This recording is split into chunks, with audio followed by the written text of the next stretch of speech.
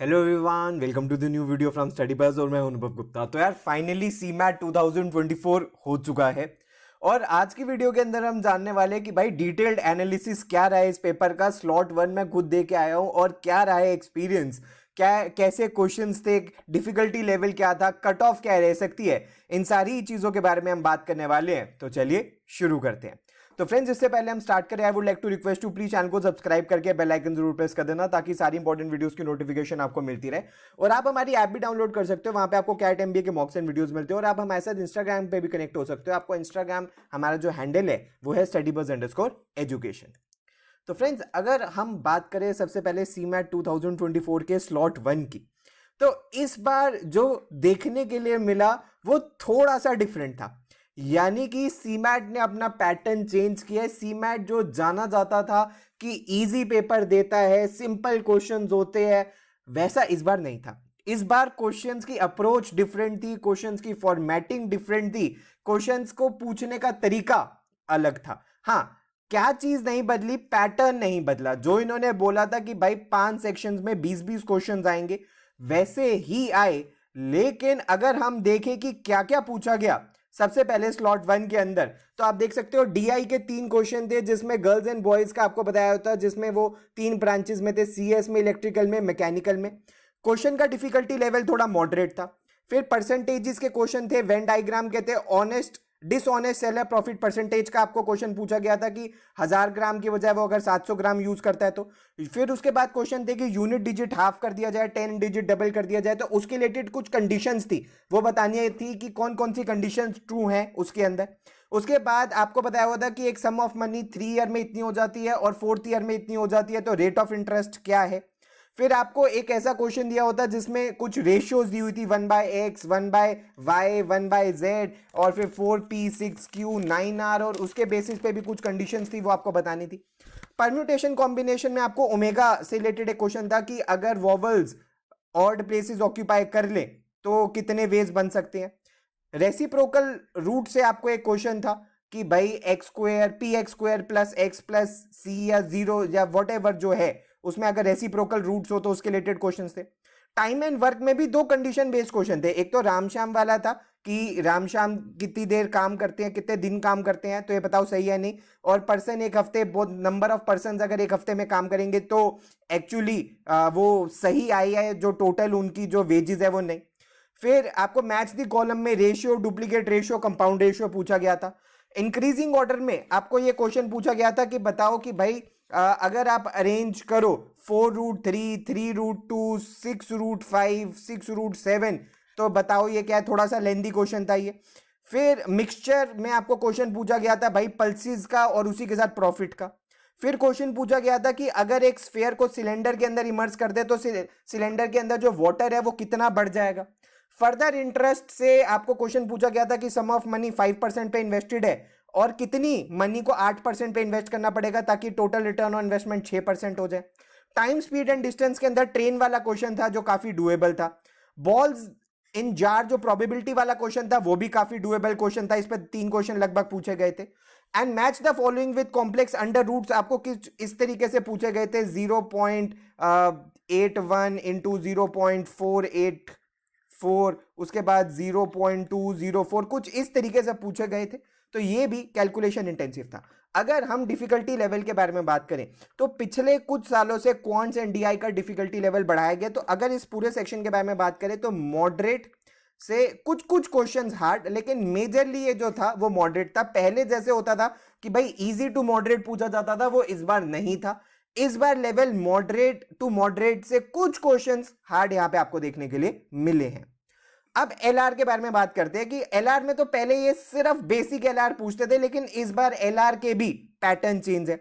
सबसे पहले statement assumption से कई सारे क्वेश्चन थे, स्टेटमेंट एजम्पशन एंड रीजनिंग से कि शर्ट अगर टेलर से ली गई है तो बताइए कि उसके पीछे कुछ एजम्पशंस थी।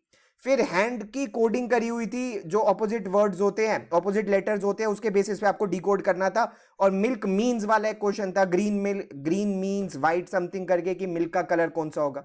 ये क्वेश्चन अगेन काफी डिफिकल्ट था कि मान लीजिए ग्रुप ओ यूनिवर्सल डोनर है, क्यों? क्योंकि उसके अंदर एंटीजेंस नहीं होते। अब अगर आपको जनरल नॉलेज में पता था तो आप कर सकते थे, वरना छोड़ना था। डायरेक्शंस के भी 2 क्वेश्चन पूछे गए थे, जिसमें एक मिस लिली वाला भी क्वेश्चन था कि अगर वो अपने घर की डायरेक्शन से कौन सी डायरेक्शन से चली जहां पे एंड में वो नॉर्थ वेस्ट डायरेक्शन में हुई।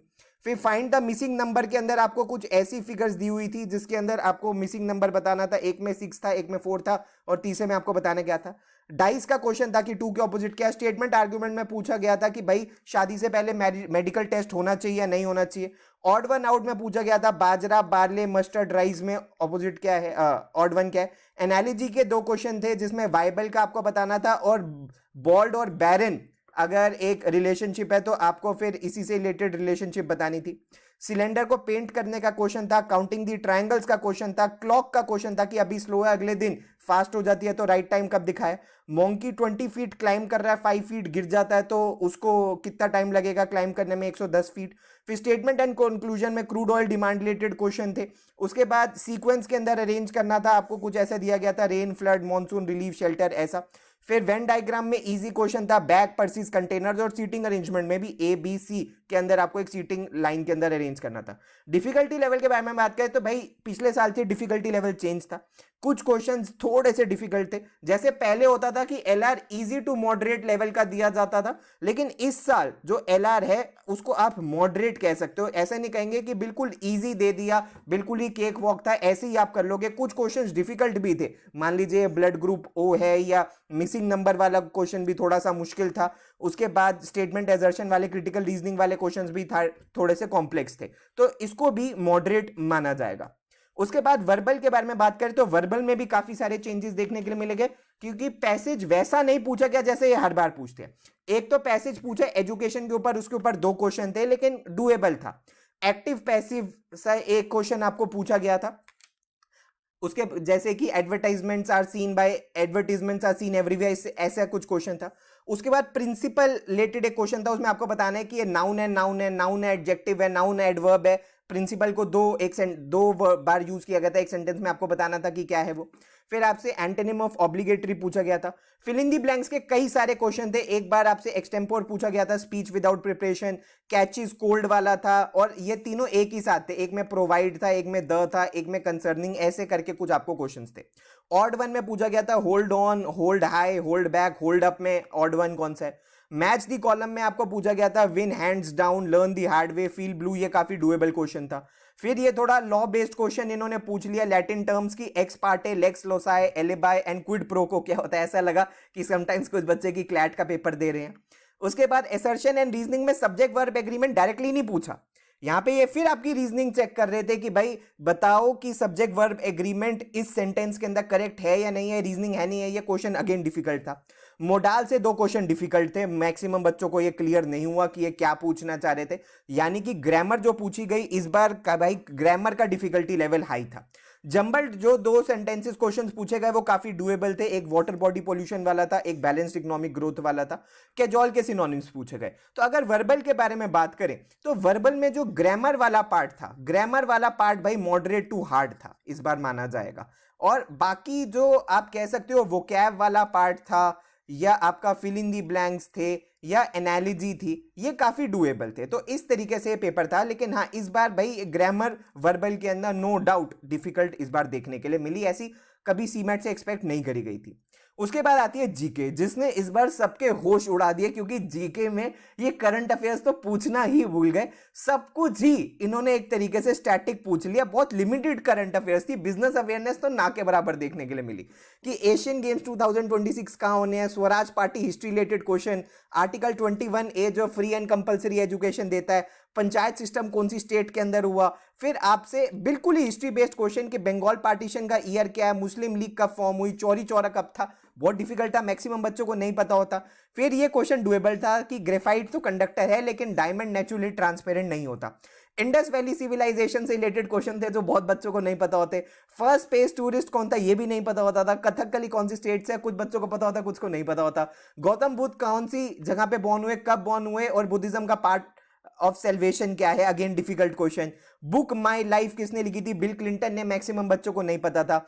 एंथोलॉजी तो पता था, पीडोलॉजी बच्चों को नहीं पता था। एंथोलॉजी तो फ्लावर्स की होती है, पीडोलॉजी किस चीज की होती है ये नहीं पता था। अजात शत्रु एंड मगध का क्वेश्चन था, वो भी डिफिकल्ट क्वेश्चन था। सोलर सिस्टम वाला क्वेश्चन डुएबल क्वेश्चन था। फिर अगेन एक डिफिकल्ट क्वेश्चन की क्रोनोलॉजिकल ऑर्डर में गाना था कि youth day, Hindi day, science day, teachers day को क्रोनोलॉजिकल ऑर्डर के अंदर लगाओ, तो ये भी बच्चों को मैक्सिमम नहीं पता था। कॉन्स्टिट्यूशन डे ये पता था कि कब सेलिब्रेट होते हैं। उसके बाद फादर ऑफ ग्रीन रेवोल्यूशन कौन है। Palaeolithic and Mesolithic age, again एक डिफिकल्ट क्वेश्चन जिसके बारे में ज्यादा नॉलेज बच्चों को नहीं थी। लायनल मेसी कौन सी कंट्री को बिलोंग करते हैं पता था। और first foreigner to receive Bharat Ratna, ये भी कम बच्चों को पता था। अगर जीके के बारे में बात करें तो भाई इस बार जीके इन्होंने बिल्कुल बच्चों को पजल कर दिया। जीके जो इस बार थी वो हार्ड थी, बहुत सारी हिस्ट्री डोमिनेटेड थी, बहुत इन्होंने डेट्स और ईयर्स पे फोकस किया है। तो आप इसको कह सकते हो कि भाई ये मेक और ब्रेक है। जिस बच्चे ने जीके अच्छी कर ली है वो इस पेपर के अंदर एक उसको एक्स्ट्रा एज मिल जाएगा, क्योंकि नो डाउट जीके इस बार डिफिकल्ट थी।